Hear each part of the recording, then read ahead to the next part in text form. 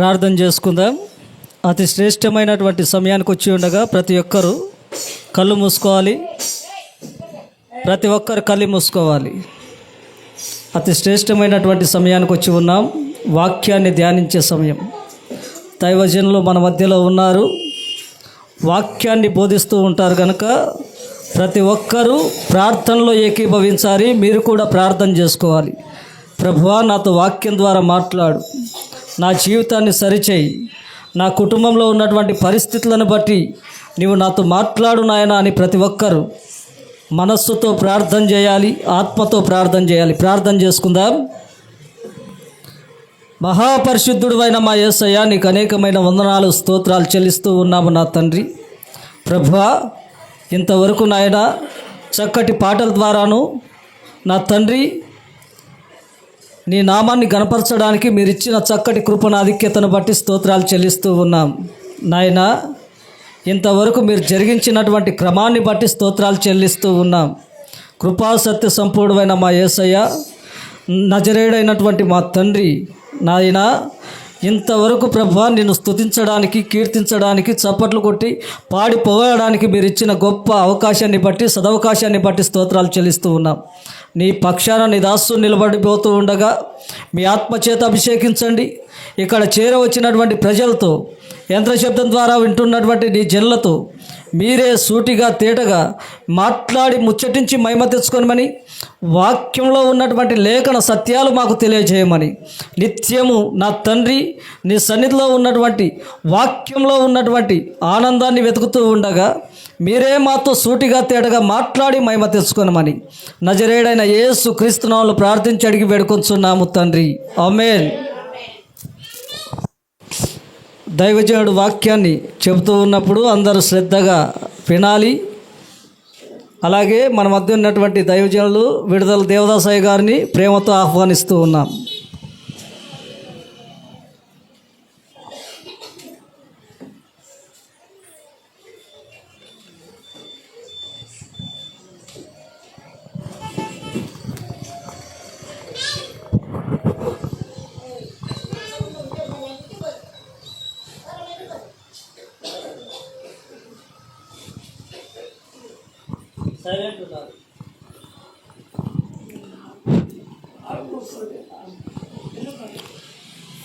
చేరువచ్చిన మీకందరికీ ప్రభు అయిన యేసుక్రీస్తు నామమున ప్రేమ వందనాలు.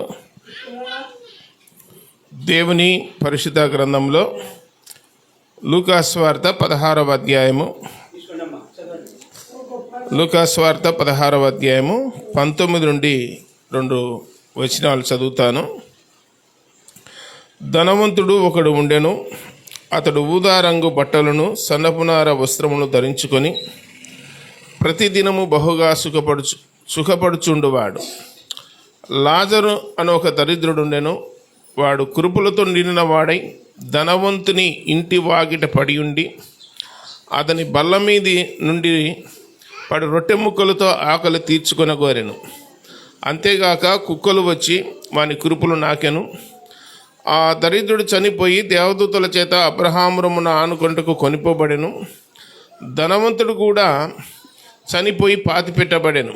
అప్పుడు అతడు పాతాళములో బాధపడుచు కన్నులెత్తి దూరం నుండి అబ్రహామును అతని రొమ్మున ఆనుకుని లాజరును చూచి, తండ్రివైన అబ్రహామా, నా యందు కనికరపడి తన వ్రేలుకొనను నీళ్ళలో ముంచి నా నాలుకను చల్లార్చుటకు లాజరును పంపుము, నేను ఈ అగ్నిజ్వాలలో యాతన పడుచున్నానని కేకలు వేసి చెప్పాను. చిన్న మాట ప్రార్థన చేద్దాం. పరలోకపు తండ్రి, మహిమగల దేవ యేసు ప్రభువా, మీ పాదములకు వేలాది స్తోత్రాలు నాయన. మా జీవానికి, మా ప్రాణానికి మూలమైన రక్షకుడా, మా జీవము క్రీస్తు కూడా దేవుని యందు దాచబడి ఉన్నందుకు మీకు స్తోత్రములు చెల్లిస్తూ ఉన్నాం. ఎక్కడ 2-3 నా నామమున కూడిందురో వారి మధ్యన ఉంటాను సెలవిచ్చిన రక్షకుడా, మా మధ్యన ఉన్నందుకు మీకు స్తోత్రములు చెల్లిస్తూ ఉన్నాం. వినే చెవి, గ్రహించే మనసు దయచేయండి. చదువుకున్న వాక్య భాగాన్ని దీవించి ఆశీర్వదించి మాకు పంచిపెడుదురని, మీ సన్నిధి మాకు తోడుగా ఉంచుదరని, శబ్ద యంత్రం ద్వారా బయట ఉన్న ప్రజలు మీరు నిజమైన దేవుడని, పాపములు క్షమించే దేవుడని, పరలోకానికి మార్గమై ఉన్నారని ప్రజలు తెలుసుకున్నట్లు వారి మనోనేత్రాలను తెరవమని ప్రార్థన చేస్తున్నాం. సాతాను చీకటి శక్తిని దూరపరచండి. మీ సన్నిధి తోడుగా ఉంచి మాతో మాట్లాడి మీరు మహిమ పొందుదురని, సంఘాన్ని అభివృద్ధిపరచుదురని ప్రియరక్షకుడైన యేసుక్రీస్తు వారి ఘనమైన నామమున ప్రార్థించి దీనులమై వేడుకొనుస్తున్నాము తండ్రి. ఆమేన్. దైవ గ్రంథములో నేను చదివినటువంటి వాక్య భాగము లూకాసు వార్త 16వ అధ్యాయము 19 నుండి 24వ వచనం వరకు చదివినాను. ఇక్కడ ఇద్దరు మనుషులు కనపడతా ఉన్నారు. ఒక మనుషుడు దరిద్రుడు, ఒక మనుషుడు ధనవంతుడు. లోకములో ప్రజలు రెండు విధాలుగా ఉన్నారు. ధనవంతులు ఒక వర్గము, పేదవాళ్ళు ఒక వర్గం. రెండే ఉండేది ప్రపంచంలో. ధనవంతులు ఉన్నారు, పేదవాళ్ళు ఉన్నారు. అయితే దైవ గ్రంథములో ధనవంతుని పేరు రాయబడలే. ప్రపంచంలో ధనవంతుని పేర్లు ఉన్నాయి. ప్రపంచంలో ధనవంతుల పేర్లు ఉన్నాయి. ఇప్పుడు మన భారతదేశంలో రిలయన్స్ అధినేత అంబానీ ఉన్నాడు. అలాగే రతన్ టాటా అనేటైన ఉన్నాడు. బిల్ గేట్స్ ఉన్నాడు. ఇలా చాలామంది ఉన్నారు. కాబట్టి ప్రపంచంలో, దేశంలో, రాష్ట్రంలో ధనవంతులు అనేటోళ్ళు ఉన్నారు. కానీ వాళ్ళ పేర్లు ప్రతి ఒక్కరికి తెలుసు. ఎవరు ధనవంతులు అంటే ప్రతి సంవత్సరం కూడా ఈ సంవత్సరము మొదటి ర్యాంకు కొట్టినాడు ఈ ధనవంతుడు అని చెప్పి పేపర్లో పేర్లు ఎచ్చంటారు. అయితే దరిద్రుడు, ఫలానోడు దరిద్రుడు అని చెప్పి వాళ్ళ పేర్లు ఎవరు మతికి పెట్టుకోరు. దరిద్రుల పేర్లు ఎవరు మతికి పెట్టుకోరు, గుర్తుపెట్టుకోండి. కానీ ధనవంతుల పేర్లు మనుషులు మతికి పెట్టుకుంటారు, కానీ దరిద్రుని పేరు దేవుడు మతికి పెట్టుకుంటాడు. అది గుర్తు చేసుకోండి. దరిద్రుల పేరు దేవుడు మతికి పెట్టుకుంటాడు. బైబిల్ గ్రంథాన్ని పరిశీలన చేసినప్పుడు దరిద్రుల మొర దేవుడు ఆలకిస్తాడని రాయబడింది. పేదలు, బీదలు, దరిద్రులు వారి మొరను దేవుడు ఆలకిస్తాడు. వారికి అన్యాయం చేయొద్దు, వారి పక్షాన దేవుడు వాదిస్తాడు, వాద్యం ఆడతాడని గ్రంథంలో రాయబడింది. బీదలను ఎక్కిరించువాడు తన సృష్టికర్తను నిందించువాడని రాయబడింది. బీదలను ఎక్కిరించేవాడు సృష్టికర్తను నిందించువాడని రాయబడింది గ్రంథంలో. కాబట్టి భూలోకములో ఇద్దరు మనుషులు ఉన్నారు. నేను చెప్పే సంగతులు ఈ బైబిల్లోనే, ఈ పరిశుద్ధ గ్రంథములోనే మానవుడు మరణిస్తే ఎక్కడికి వెళ్తాడు అన్న సంగతి ఒక లూకాసు వార్త 16వ అధ్యాయము 19వ వచనంలో యేసు ప్రభు జరిగిన సంఘటన చెప్పినాడు. ఇది కథ కాదు. మానవుడు మరణిస్తే ఎక్కడికి వెళ్తాడో యేసు ప్రభు పరిశుద్ధ గ్రంథములో ఆయన తెలియజేసినాడు. ఇద్దరు వ్యక్తులు ఉన్నారు. ఒకడు ధనవంతుడు, ఒకడు దరిద్రుడు. దరిద్రుని పేరు లాజరు అని చెప్పి పరిశుద్ధ గ్రంథములో ఉంది. మీ పేర్లు ఎక్కడెక్కడ ఉంటాయి తెలుసా మీకు? మీ పేర్లు ఆధార్ కార్డులో లేదు, పేరు రేషన్ కార్డులో లేదు, అన్ని కార్డులలో ఉండాలా మీ పేర్లు. కానీ జీవగ్రంథములో ఉంది ఆ పేరు.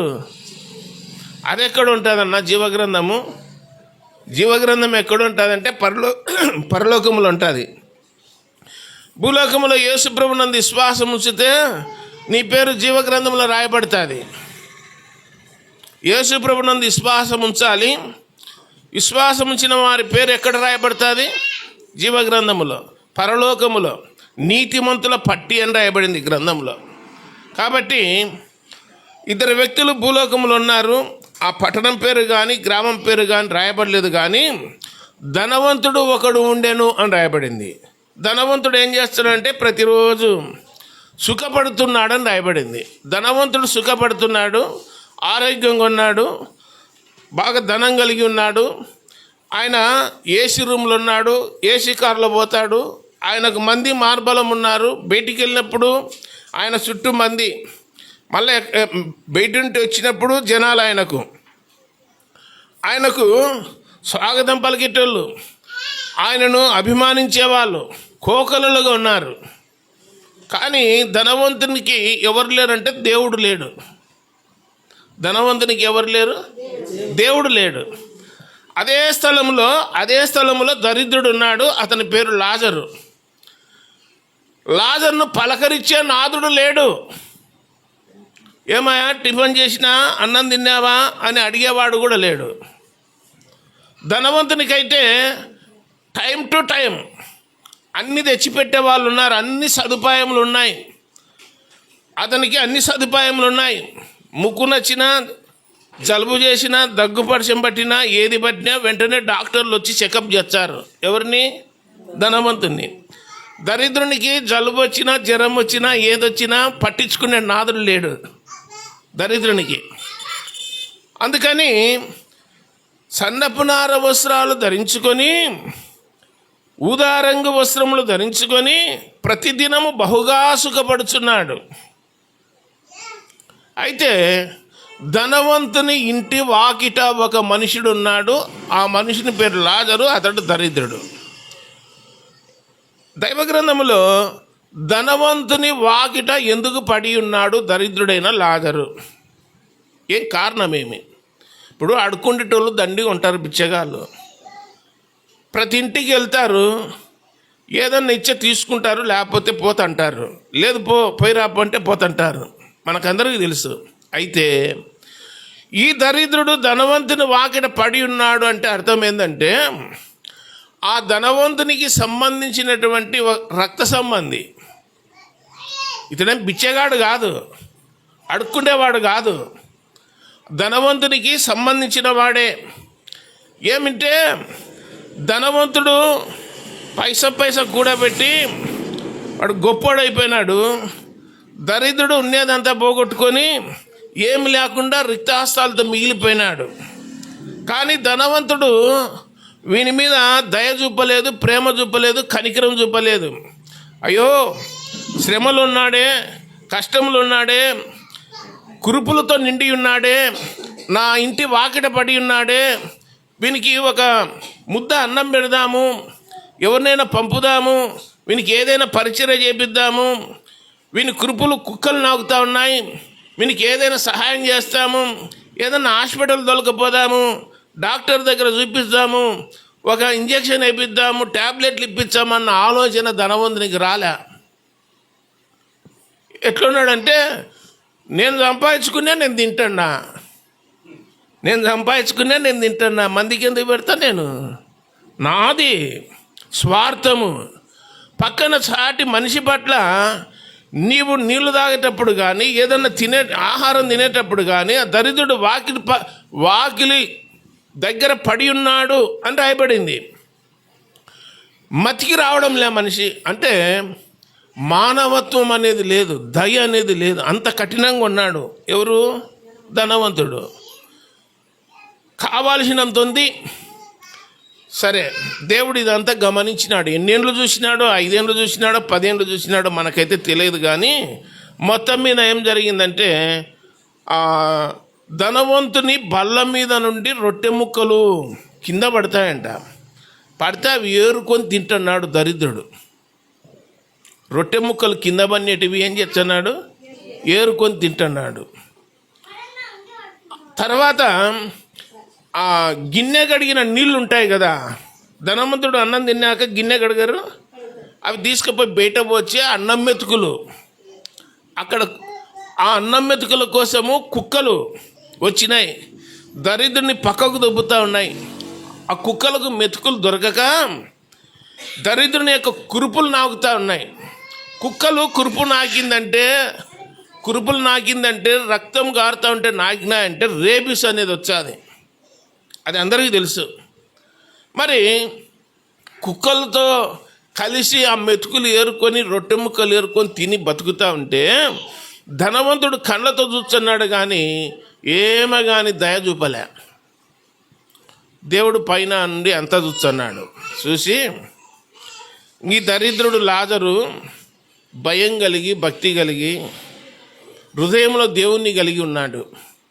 ఆ ధనవంతుని మీద ఒక్క రోజైనా సరే ఆ ధనవంతుని మీద ఏమాత్రం కోపపడలేదు, సంశయపడలేదు, బాధపడలేదు, ఏమనుకోలేదు.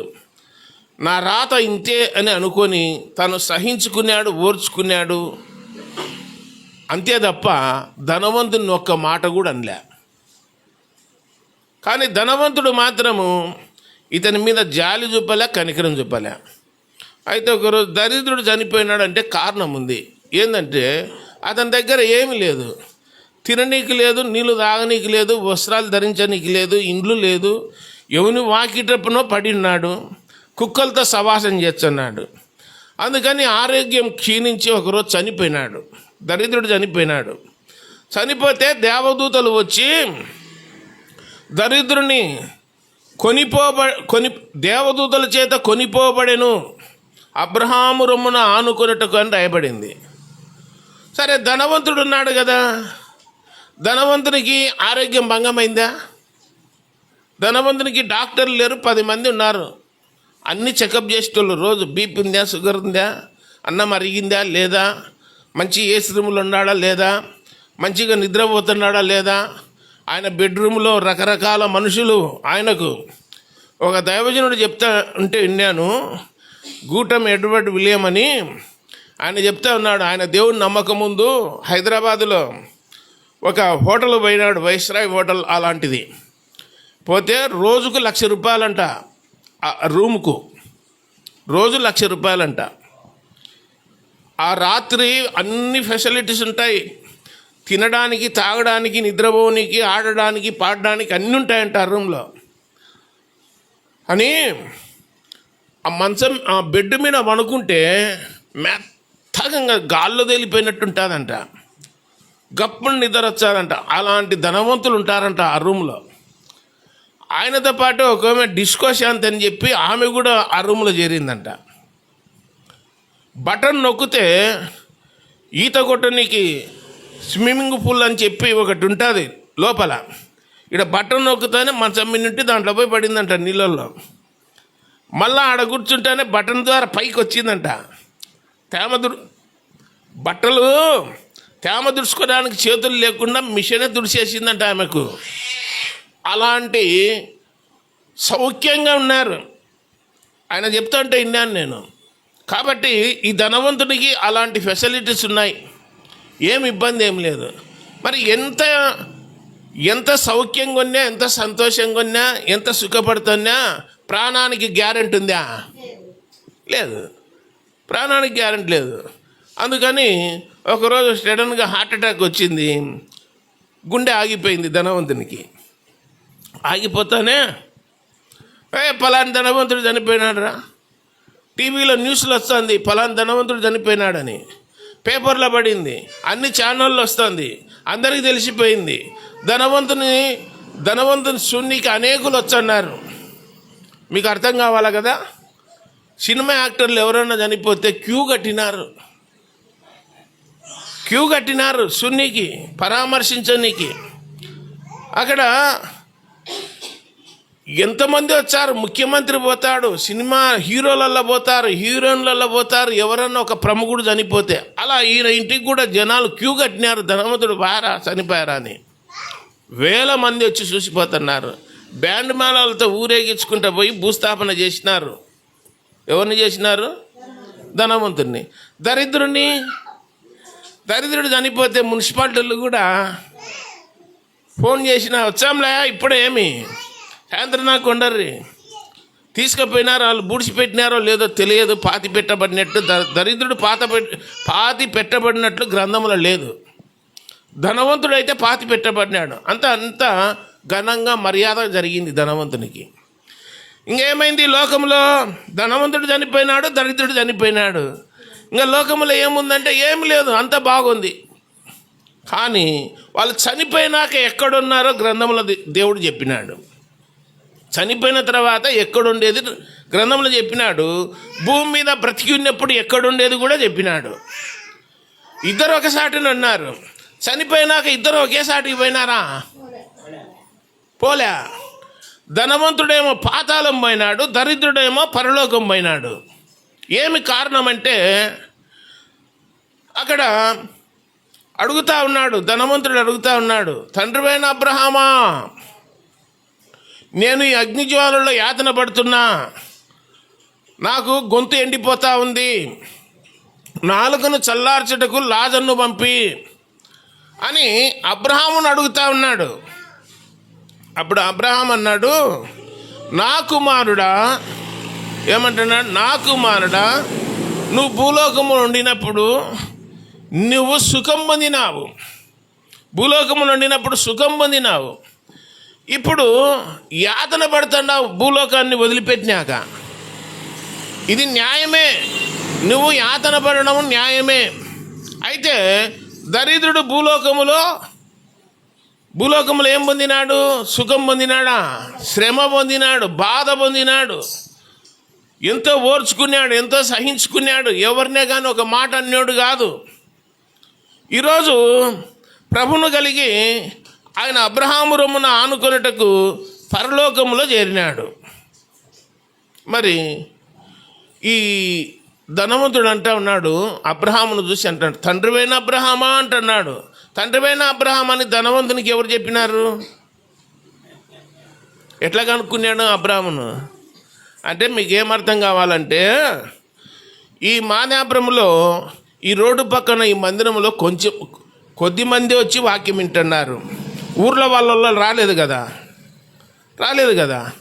ఊర్లో వాళ్లకు ఈడ యేసు ప్రభువుని గురించి చెప్తారన్న సంగతి తెలుసా తెలియదా? ఇక్కడ యేసు ప్రభుకు ప్రార్థన జరుగుతుంది, వాక్యం చెప్తారు, ఇక్కడ యేసు ప్రభుని నమ్ముకొని వాళ్ళు ఉన్నారు అని చెప్పి ఇక్కడ ఉన్న వాళ్ళకు తెలుసా తెలియదా? తెలుసు. అలాంటి లిస్టులు ఉన్నాడు ధనవంతుడు. అదే ఊర్లో వాళ్ళ ఇంటికాడనే మందిరం ఉంది, ధనవంతుని ఇంటికాడనే.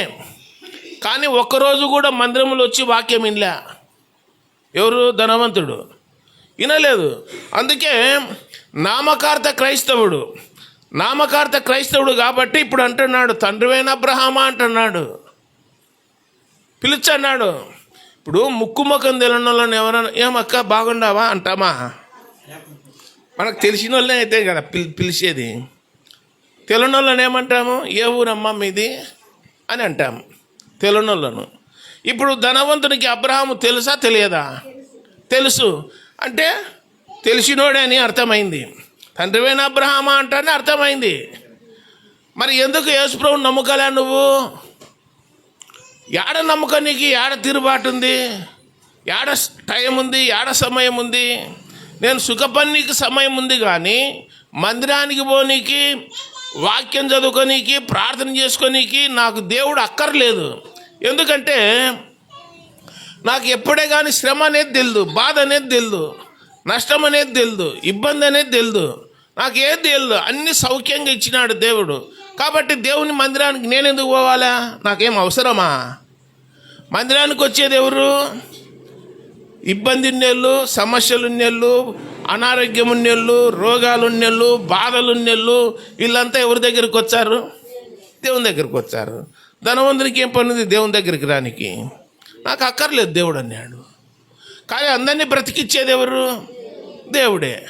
ఇప్పుడు అన్నాడు, ఏమి కుమారుడా, భూమి మీద ఉన్నప్పుడు నీకు ఇష్టం వచ్చినట్టు సుఖం పొందినావు కదా, మరి ఒక్కరోజన్నా మందిరానికి వచ్చి వాక్యం విన్నావంటే లేదు. మరి యేసుప్రభుని నమ్ముకుంటేనే పరలోకం అని చెప్పి విన్నావా లేదా? విన్నాను. మరి ఇన్ని కూడా ఎందుకు హృదయంలో చేర్చుకోలే? హృదయం క్రొవ్వింది, కండ్లు నెత్తికెక్కినాయి. యేసుప్రభు ఎవరు అని చెప్పి ధిక్కరించినాడు. ఇప్పుడు లోకం ఇడుస్తానే పాతాళానికి పోయినాడు. గుర్తుపెట్టుకోండి, కీర్తనలు 9:17 ఏం రాయబడిందంటే, దుష్టులను దేవుని మరచు జనులందరూ పాతాళమునకు దిగిపోవుదురు. పాతాళము మనం కూర్చున్నామే భూమి మీద, భూమి క్రింద ఏముంది? పాతాళం ఉంది. ఆకాశం పైన ఏముంది? పరలోకం ఉంది. భూమి కింద పాతాళం ఉంది, ఆకాశం పైన పరలోకం ఉంది. యేసుప్రభుని నమ్ముకొని వాళ్ళు యేసుప్రభునందు విశ్వాసం ఉంచిన వాళ్ళు, ప్రార్థన చేసుకునే వాళ్ళు, వాక్యం వినేవాళ్ళు, దేవుని భయం కలిగిన వాళ్ళు ఈ లోకములో మరణిస్తే ఎక్కడికి పోతారు? పైకి పోతారా, కిందికి పోతారా? పైకి పోతారు. యేసుప్రభు ఎక్కడున్నాడు? పైన ఉన్నాడు. ఆయన నమ్ముకునే వాళ్ళు ఎక్కడ పోతారు? పైకి పోతారు. మరి ధనవంతుడు నమ్ముకున్నాడా? నమ్మకలే. కాబట్టి ఎక్కడ పోయినాడు? కిందికి పోయినాడు. కిందికి పోయినాడు. అంటే మానవుడు మరణించిన తర్వాత కన్నులున్నాయా? అబ్రాహామును చూసినాడా? లాజరును చూసినాడా? ధనవంతుడు చూసినాడు. తండ్రివైన అబ్రహాం అంటండా, లాజరును పంపి అంటండా, కేకలేస్తండా. అతనికి కళ్ళున్నాయి, నోరుంది, అన్నీ ఉన్నాయి. భూమి మీద ఎట్లుంటామో అట్టనే ఉంది. ఆడ కూడా యాతన పడుతున్నా అంటున్నాడు. గొంతు ఎండిపోతుంది అంటున్నాడు. ఏం అర్థమవుతుందా మీకు? మరి ఆయన శరీరాన్ని తీసుకొని పోయి బ్యాండుమానాలతో ఊరేగించి భూస్థాపన చేసినారు. తర్వాత 11 దినాలకో 5 దినాలకో పేపర్లు వేసినారు. ధనవంతునిది వర్ధంతుంది, దినం ఉంది, ఆయన ఆత్మకు శాంతి జరగాల అన్ని పేపర్లు లేచి న్యూస్లో కూడా టీవీలో కూడా చూపించినారు. ప్రజలు వచ్చినారు, అన్నం పెట్టినారు, బట్టలు ఇచ్చినారు, ఇంకా ఏదన్నా టిఫిన్ బాక్స్లో ఏదన్నా ఇచ్చినారు ధనవంతుడు కాబట్టి. ఇంకా మరి ఇలా ఇంకా 5 మంది సహోదరులు ఉన్నారు ఆయనకు. ధనవంతునికి ఇంకెంతమంది ఉన్నారు? 5 మంది సహోదరులు ఉన్నారు. ఈ 5 మంది కూడా మందిరానికి రారు. ఈ 5 మంది కూడా వాక్యం వినరు, దేవుని నమ్ముకోలే. అందుకని గ్రంథములు ఏమనుందంటే, ప్రభువా, తండ్రివైన అబ్రహామా, నేను ఎట్లా బుద్ధి గడ్డి తిని దేవుని నమ్ముకోకుండా మందిరానికి పోకుండా ఎగరగొట్టి నా ఇష్టం వచ్చేట్టు బ్రతికినా, ఈరోజు నేను చనిపోయి పాతాళంలో ఉన్నా, నాకు తోడు పోయిన వాళ్ళు ఇంకా 5 మంది ఉన్నారు నా సహోదరులు. వాళ్ళు ఈ వేదనకరమైన స్థలానికి రాకుండా లాజరును పంపి అంటున్నాడు. భూలోకానికి లాజరును పంపించాలంట. లాజరు వచ్చి ఈ ధనవంతుని సహోదరులకు చెప్పాలంట, మీ అన్న పాతాళంలో అగ్నిజ్వాలల మధ్యన యాతన పడుతున్నాడు, మీరందరూ యేసుప్రభుని నమ్ముకొర్రి, పాప క్షమాపణ పొందండి, మందిరానికి పోర్రి, వాక్యం వినర్రి, ప్రార్థన చేసుకోర్రి, భయము భక్తి కలిగి ఉండరని చెప్పి ఎవరు చెప్పాలంట? లాజరు చెప్పాలంట. చనిపోయినాడు మరలా సమాధిలోంటి లేచి వచ్చి, సమాధిలోంటి ఇందులోకి వచ్చి ధనవంతుని దగ్గరికి వాళ్ళ ఇళ్ళ కాటికి వచ్చి, రే రారా ఇక్కడ రారా 5 మంది, మీ అన్న పాతాళంలో ఉన్నాడు, అగ్నిజ్వాలను యాతన పడుతున్నాడు, మీరు చూసే పెద్ద హంగామా చేసినారు, ఫోటో గీట ఫ్లెక్సీ బ్యానర్ వేసి దండలు వేసి ఊరేగింపు చేసి అన్నదానం చేసి వస్త్రదానం చేసి బ్రహ్మాండంగా చేస్తున్నారు, మీ అన్న ఆత్మ పాతాళంలో ఉందిరా అని చెప్పినాడు అనుకో. లాజరు వచ్చి ఏం చేస్తారు వీళ్ళు? లాజర్ని ఏం చేస్తారు? ఒకవేళ వచ్చి చెప్తే ఎంబడి పడతారు పట్టుడు గట్ట తీసుకొని. మేము ఇన్ని లక్షలు ఖర్చు పెట్టి మా అన్న ఆత్మకు శాంతి చేకూరాలని మేము ఇంత కష్టపడుతుంటే పాతాళంలో ఉన్నానని చెప్తావా నువ్వు? బుద్ధి లేనోడా అని చెప్పి ఎంబడి పడతారు. అందుకని గ్రంథములు ఏమన్నాడంటే, అబ్రహాము, అయ్యా ఆడ వాక్యం చెప్పే వాళ్ళు ఉన్నారు భూలోకంలో, ఆ వాక్యం చెప్పేవాళ్ళు దేవుని గురించి చెప్తారు. అప్పుడు మీరు దేవుని భయం కలిగి చనిపోతే పాతాళం పోకూడదని చెప్పి భయముగినంటే మీకు, అప్పుడు యేసుప్రభును హృదయంలో చేర్చుకొర్రి, ఆయన ఎందుకు విశ్వాసం ఉంచర్రి, అప్పుడు ఈ వేదనకరమైన స్థలానికి రారు అని చెప్పి తెగుపారుగా చెప్పినాడు అబ్రహాము. భూలోకములో వాక్యం చెప్పే వాళ్ళు ఉన్నారు, ఆ వాక్యం విని మీరు పాతాళం తప్పించుకోవాలని చెప్పి అబ్రహాం సలహా ఇచ్చే, అయ్యో మోషే ఉన్నాడు, ప్రవక్తలు ఉన్నారు, దండిగా ఉన్నారు, వాళ్ళ మాటలు నా సహోదరులు నా తమ్ముళ్ళు ఎవరు పట్టించుకోరు అన్నాడు. ఎవరు పట్టించుకోరు. ఇంకా రోజు చూచనేది ఈ మాదాపురంలో ఈ రోడ్డు మీద మందిరం ఉంది, ఆదివారం ప్రార్థన జరుగుతుందని అందరికీ తెలుసు. కానీ మా పనులలో మేము బిజీగా ఉండి మందిరానికి ఎగరగొట్టినాము, మాకు యేసుప్రభు అక్కర్లేదు అని చెప్పి ఆ ధనవంతుని సహోదరులు అట్టనే ఉన్నారు. అందుకని వాళ్ళు రారయ్యా, అలవాటు పడినారు మందిరానికి పోకుండా అని చెప్పినాడు. అట్లయితే ఏం చేయనీకి లేదు నాయన. చనిపోయినాడు పోయి భూలోకాన్ని పోయి చెప్పనీకి మాకు అధికారం లేదు. ఇంకొకటి, మీకు మాకు మధ్యన ఏముందంటే అగాధం ఉంది, మహా అగాధం ఉంది. ఇక్కడున్నోళ్ళు అక్కడ, అక్కడున్నోళ్ళు ఇక్కడ. పోజాలకుండునట్లు మీకు మాకు ఏముంది? అగాధం ఉంది. నువ్వు పాతాళంలో ఉండాల్సిందే, మేము ఈ పరదైసులో ఉండాల్సిందే. పరదైసు అనే దానికి అబ్రహాము రొమ్ము అని చెప్పి బిరుదు, అది బిరుదు పెట్టినారు, టైటిల్ పెట్టినారు. అబ్రహాము రొమ్ము అని చెప్పి దేవుడే పెట్టినాడు పేరు పరదైసుకు. మీకు కొన్ని ఇండ్లకు పేర్లు పెట్టుకుంటారా లేదా? పెద్ద బిల్డింగులు కట్టుకున్నారనుకో, పలానోళ్ళ నిలయము, పలానోళ్ళ భూమి అని పెట్టుకుంటుంటారు. ఇండ్లకు భూములకు పేర్లు పెట్టుకుంటుంటారు. ఈ ఇండ్లు 100 ఏళ్ళు ఇట్టని ఉంటుంది, ఇంకెప్పుడు పడిపోదని. 100 ఏళ్ళు ఇట్టని ఉంటుంది. బైబిల్లో ఉంది 49వ కీర్తనలో, తమ భూములకు తమ ఇండ్లకు పేర్లు పెట్టుకుంటారు, అవి స్థిరంగా ఉంటాయని. కానీ స్థిరంగా ఉండేది ఇండ్లు లేదు, మానవుడు లేడు. భూమి మీద స్థిరంగా ఉండే ఇండ్లు లేదు, మానవుడు లేడు. ఈ లోకము కూడా స్థిరము కాదని రాయబడింది. స్థిరంగా ఉండేదేంటి? పరలోకము. స్థిరంగా ఉండేది ఎవరు? దేవుడు. దేవుడు స్థిరంగా ఉంటాడు, పరలోకం స్థిరంగా ఉంటుంది. కాబట్టి ఈ ధనవంతుడు చనిపోయిన తర్వాత నేను చెప్పిన కదా, భార్య పిల్లలు ఉంటారు కదా. ధనవంతుని భార్య పిల్లలు ఉండరు భూలోకంలో. అప్పుడు చిన్నపిల్లలు అన్నమాట, ఒక 5 ఏళ్ళు, ఒక 10 ఏళ్ళ పిల్లలు ఉన్నారు. వచ్చి వాళ్ళ అమ్మని అడుగుతా ఉన్నారు, మమ్మీ డాడీ ఎక్కడ పోయినాడు అని అడిగినారు. అంటే మమ్మీ చెప్తా ఉంది పిల్లలకు ఏమనంటే, మీ డాడీ పరలోకం పోయినాడు. పరలోకములో మీ డాడీని బంగారు ఉయ్యాలలో గాబ్రియేలు దేవుని దూత ఒక దిక్కు, మికాయేలు దేవదూత ఒక దిక్కు బంగారు ఉయ్యాలు లేసి ఊపుతున్నారంట ధనవంతుణ్ణి. తెలుసా మీకు? నిజంగానే ఊపుతున్నారా? ధనవంతుని భార్య చెప్తోంది పిల్లలకు, డాడీ ఎక్కడ పోయినాడంటే పరలోకం పోయినాడు, పరలోకంలో బంగారు ఉయ్యాలు ఊగుతున్నాడంట. ప్రజలు కూడా అట్టనే అనుకుంటున్నారు, బంగారు ఉయ్యాలు ఊగుతున్నాడని. బంగారు ఉయ్యాలు లేదు, ఏం లేదు. అగ్ని జ్వాలల మధ్యన యాతన పడుచున్నాడు, ఈ వేదనకరమైన స్థలం అని రాయబడింది. కాబట్టి అబ్రహాము చెప్పినాడు, అయా దేవుణ్ణి నమ్ముకుంటే ఈ స్థలానికి రారని చెప్పినారు. కాబట్టి లాజరు నెమ్మది పొందుచున్నాడు. ఈ లోకములో కష్టం పొందినాడు, శ్రమ పొందినాడు. ఈ లోకములో ఎవరు పట్టించుకోలేదు, ఎవరు ప్రేమ చూపలేదు, ఎవరు జాలి చూపలేదు, కనికరం చూపలేదు. కానీ లోకం ఇడిచిన తర్వాత ఆయన నెమ్మది పొందుచున్నాడని రాయబడింది. యేసు ప్రభు ఈ లోకానికి వచ్చినాడు. ఈ లోకములో 33.5 సంవత్సరాలు జీవించినాడు. కేవలం 3.5 సంవత్సరాలు దేవుని రాజ్య సువార్తను ప్రకటించినాడు. చివరిలో యేసు ప్రభును శిలువ వేసినారు. శిలువలో యేసు ప్రభు మరణించినాడు. మరణించిన తర్వాత యేసు ప్రభును సమాధి చేసినారు. సమాధి చేసినాక 3వ దినాన ఏం చేసినాడు?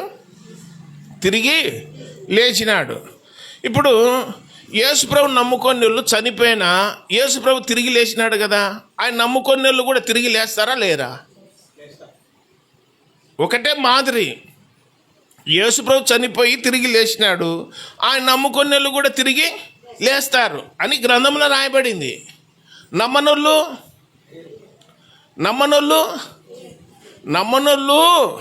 పాతాళములు అంటారు.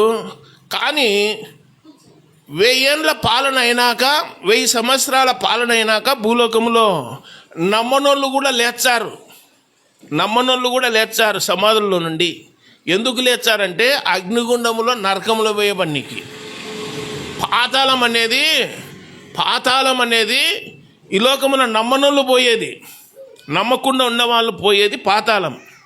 ఆ పాతాళంలో అగ్నిజ్వాలలు ఉంటాయి, యాతన ఉంటుంది, వేదన ఉంటుంది, దప్పిక ఉంటుంది, అలమటిస్తూ ఉంటారు, కేకలేస్తూ ఉంటారు పాతాళంలో.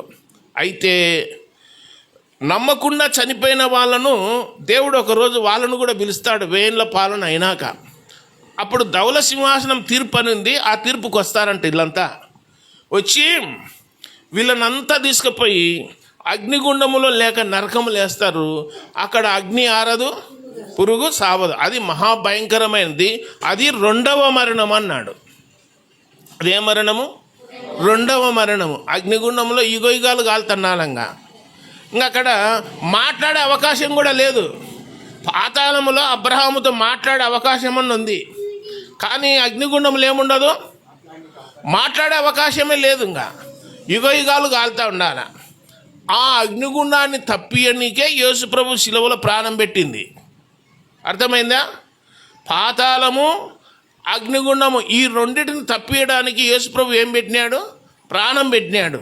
బైబిల్లో యోహాను సువార్త 10వ అధ్యాయము 17వ వచనములో ఇలాగ చెప్తున్నాడు, నేను దాన్ని మరలా తీసుకున్నట్లు నా ప్రాణము పెట్టుచున్నాను, ఇందువలన నా తండ్రి నన్ను ప్రేమించుచున్నాడు, ఎవడును నా ప్రాణము తీసుకొనడు, నా అంతట నేనే దాన్ని పెట్టుచున్నాను, దాన్ని పెట్టుటకు నాకు అధికారం కలదు, దాన్ని తిరిగి తీసుకొనుటకు నాకు అధికారం కలదు, నా తండ్రి వలన ఈ ఆజ్ఞ పొందితినెను.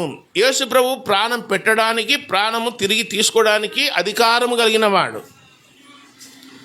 మనం ఎవరికన్నా ప్రాణం పెట్టినామనుకో తిరిగి వచ్చేదా? రాదు, పోతుంది అంతే. ఇంకా తిరిగి రాదు. కానీ యేసుప్రభు ప్రాణం పెట్టింటే తిరిగి వచ్చింది. 3వ దినామున తిరిగి లేచినాడు. ఆయనకు అధికారం ఉన్నదని చెప్పి గ్రంథంలో రాయబడింది. ప్రాణం మీద, మరణం మీద, జీవం మీద, నరకం మీద, అన్నిటి మీద, సృష్టి యావత్తు మీద, అందరి మీద అధికారం కలిగిన వాడు యేసుక్రీస్తు. ఆయన అన్నాడు, నాకు పరలోకములో భూలోకములో సర్వాధికారము ఇవ్వబడి ఉన్నది అన్నాడు. సర్వాధికారి యేసుక్రీస్తు. కాబట్టి బీదలైన మీరు ధన్యులు, దేవుని రాజ్యము మీది అన్నాడు. ధనవంతులైన మీరు ధన్యులు, పరలోకం మీది అని చెప్పలే. గుర్తుపెట్టుకోండి.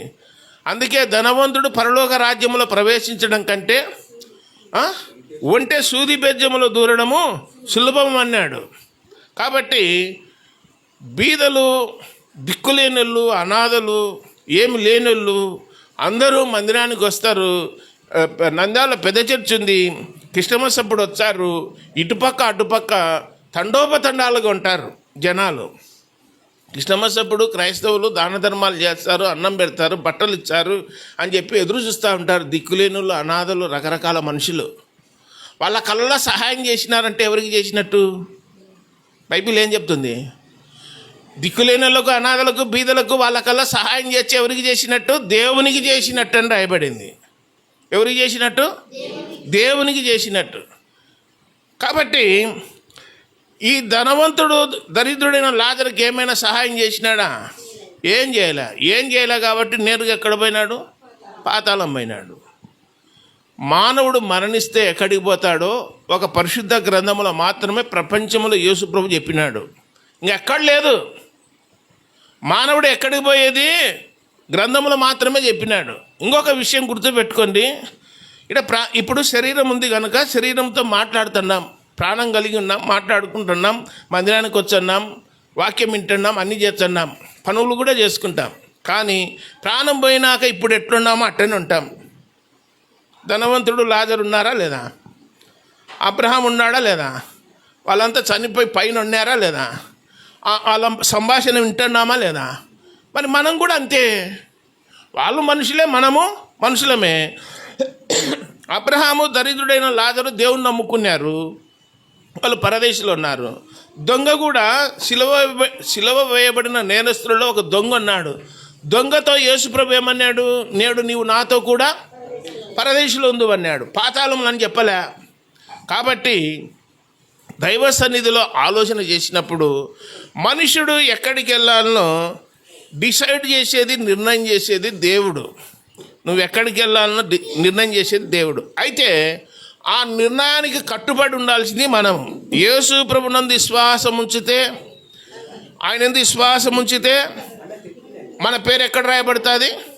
జీవగ్రంథములో, పరలోకంలో రాయబడుతుంది. విశ్వాసం ఉంచలేదనుకో, దేవుని ఎందు భయము భక్తి కలిగి ఉండలేదనుకో, మాకు అక్కర్లేదన్నామనుకో, నీ పేరు పాతాళంలో ఉంటుంది. ఈడ లేకపోతే ఆడుంటుంది, ఆడ లేకపోతే ఈడుంటుంది.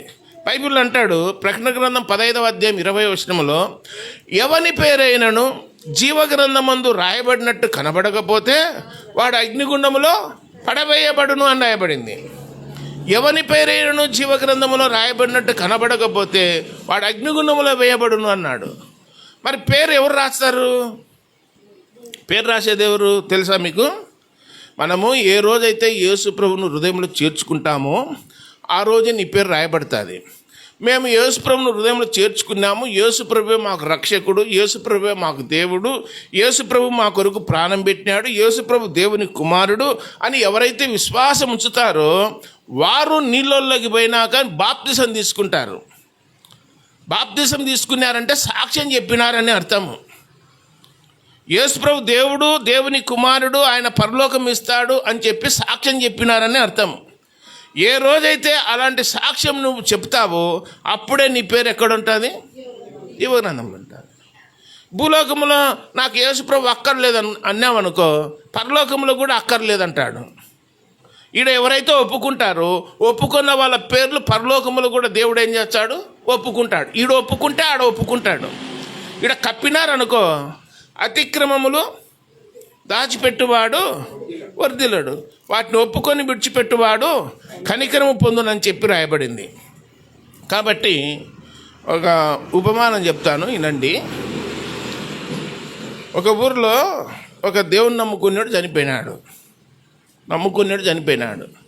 చనిపోతే నంద్యాలకు వచ్చినాడు పెట్టె కోసం. అది వర్షాకాలం. పెట్టె కోసం వచ్చినాడు. పెట్టె కోసం వస్తే ఆ ఊరికి పోవాలంటే ఏమి రాలే. ఆటో వాడు పెట్టె రోడ్డు మీద పెట్టుకొని నిలబడినాడు. ఒక వ్యక్తి తీసుకుపోనికి భూస్థాపనకు ఆటో వాడిని నిలబెట్టినాడు. పెట్టె మేము వేసుకోమన్నాడు. బస్సుని నిలబెట్టినాడు, నేను వేసుకొని అన్నాడు. 2-3 లారీలలో నిలబెట్టి అడిగినాడు, వాళ్ళు వేసుకోలే. లాస్ట్లో ఒకడు ఏం చేసినాడంటే దయ తెలిసి నిలబెట్టినాడు. వెనక వేసుకోపోరా, లారీలో వెనక వేసుకోపో పెట్టే అని చెప్పినాడు. చెప్తే పెట్టె లోపల వేసుకొని కూర్చున్నాడు. వేరే ఊరికి పోతున్నాడు.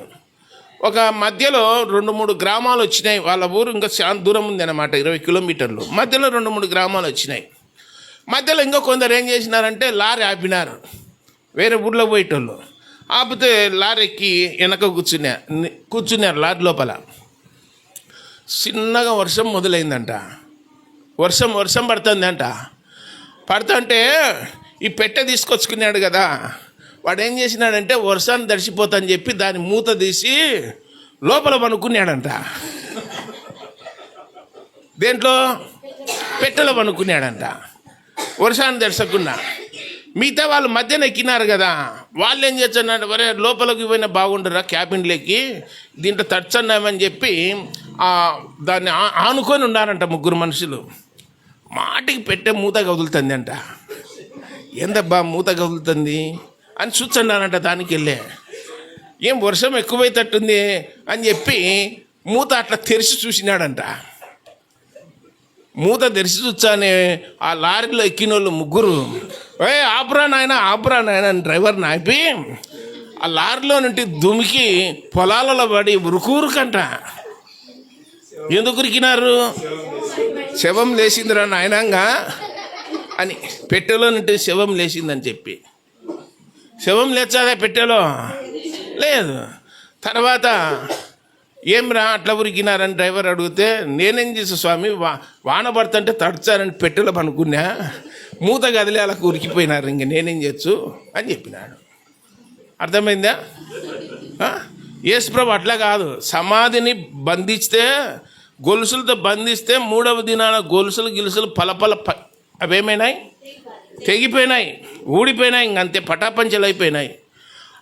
యేసుప్రభును మరణము బంధించుట అసాధ్యము. యేసుప్రభు సమాధి నుండి లేచి వచ్చినాడు. లేచి వస్తానే అంతా పరిగెత్తినారు.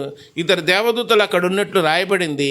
తర్వాత 40 రోజులు అందరికి చెప్పినాడు, మీరు సిలువ వేసినారే ఆయననే నేను అన్నాడు. సిలువ వేసి చంపినారు కదా, ఆయన నేనే అన్నాడు. చూడండి, కావాలంటే చేతులు చూడండి, పాదాలు చూడండి, ప్రక్క చూడండి, అన్ని గుర్తులు కూడా చూపించినాడు. తర్వాత కాల్చిన చేప ముక్క కూడా తిన్నాడు ఆయన. చూడండి నేనే అన్నాడు. ఎన్ని విధాలుగా చెప్పినా కానీ భయపడుతున్నారే తప్ప నిజంగానే లేచినాడని ఆ దినాల్లో నమ్మలేదు. ఈ రోజు వరకు కూడా ఇజ్రాయెల్ దేశంలో యెరూషలేములో యేసుప్రభు లేచినాడంటే నమ్మడంలే. మనమైతే నమ్ముకున్నాము. యేసుప్రభు లేచినాడా లేదా? ఆయన నమ్ముకున్న వాళ్ళు చనిపోయినా లేస్తారా లేరా? లేస్తారు. ఆ నిరీక్షణ, ఆ విశ్వాసము కలిగి బ్రతకాలని దేవుని వాక్యం చెప్తా ఉంది. ధనవంతుడు దేవుని నమ్మలే కాబట్టి పాతాళం పోయినాడు. దరిద్రుడు భయము భక్తి కలిగి ఉండి మందిరాన్ని చూపెట్టుకొని యేసుప్రభుని హృదయంలో చేర్చుకున్నాడు కాబట్టి పరదేశి పోయినాడు. ఎవరు ఎక్కడికి పోవాలనో నిర్ణయం చేసుకోవాల్సింది ఎక్కడంటే భూమి మీదనే. చనిపోయినాక నేను అక్కడ పోతే ఇక్కడ పోతా నీకు లేదు. దీపం ఉండగానే ఇల్లు చక్కగా పెట్టుకోవాలి. బొందిలో ఊపిరి ఉండగానే ప్రభు అయిన యేసుక్రీస్తును సొంత రక్షకునిగా అంగీకరించాలి. రేపు అనబడు సమయము లేదు, నేడు అనబడు సమయం ఉండగానే ప్రభు అయిన యేసుక్రీస్తును సొంత రక్షకునిగా అంగీకరించాలి. రేపేం సంభవించునో మీకు తెలియదు. మీ జీవము ఏ పాటిది అంతలో కనబడి మాయమైపోవు ఆవిరి వంటిది అన్నాడు. కాబట్టి ఇంకా ఎవరైనా యేసుప్రభుని నమ్మకపోతే నమ్ముకోండి.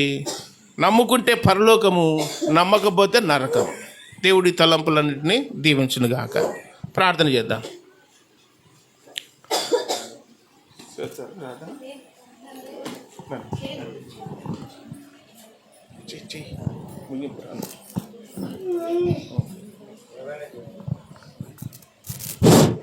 ముగింపుగా ప్రార్థన చేసుకుందాం. అన్నగారు చక్కని వర్తమానం మనకందరికీ అర్థమయ్యేటట్టుగా,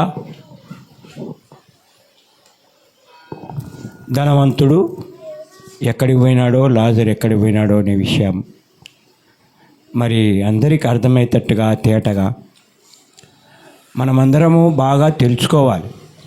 లోకంలో ఉన్నప్పుడే, ప్రాణం ఉన్నప్పుడే, బొందిలో ఊపిరి ఉన్నప్పుడే, ఈ శరీరం మట్టికి పోకముందే, మనం ఈ లోకంలో నుంచి వెళ్ళకముందే మన ప్రభువును సొంత రక్షకునిగా అంగీకరించి సిద్ధపడి పరలోక రాజ్యానికి వెళ్ళాలని చెప్పి, మరి లాజరైతే పరలోక రాజ్యానికి అనగా అబ్రహాము రొమ్మున అనుకున్నాడు.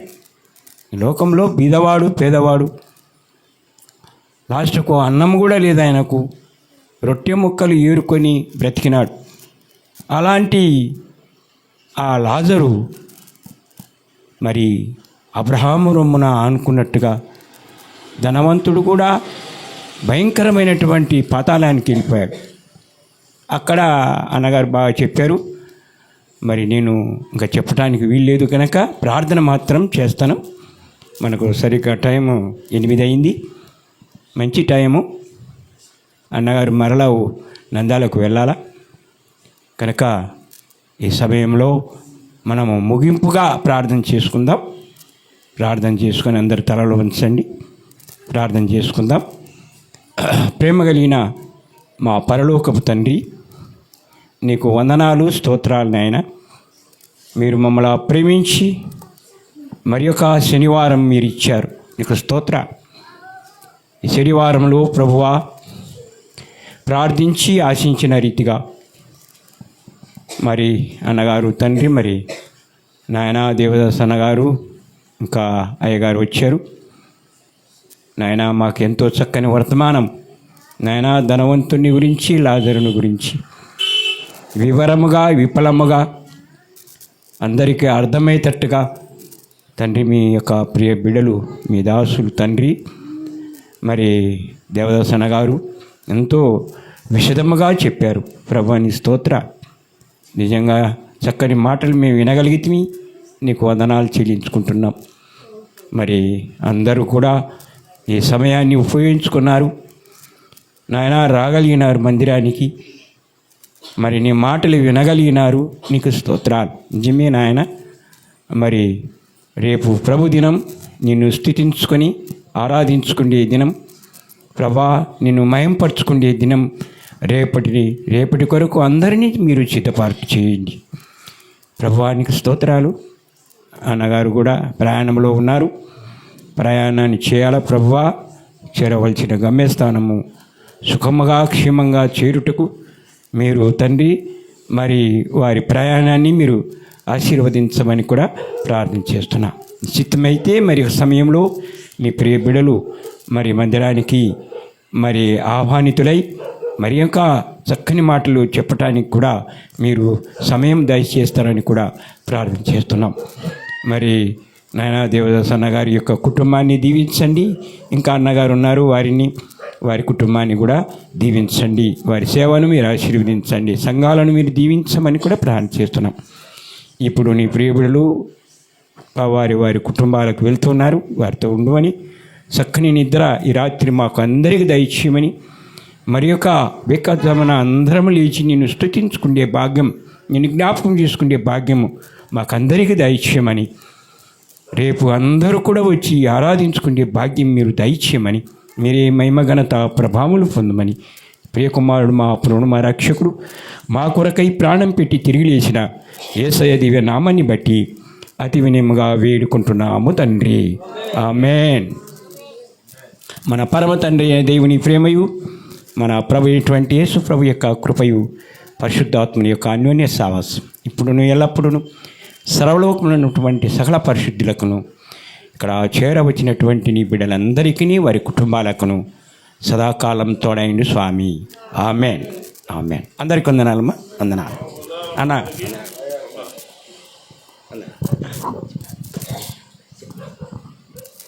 వాక్యాన్ని మీకు పంచడానికి చక్కటి అవకాశం ఇచ్చినటువంటి యేసన్న అయ్య గారికి, వారి కుటుంబానికి, సంఘమంతటికి మా హృదయపూర్వకమైనటువంటి వందనాలు చెల్లిస్తూ ఉన్నామండి. కోడిక ముగించబడింది. ప్రార్థన అవసరత కలిగిన వారు ప్రార్థన చేసుకొని సెలవు తీసుకోండి. దేవుడు మిమ్మల్ని దీవించును గాక.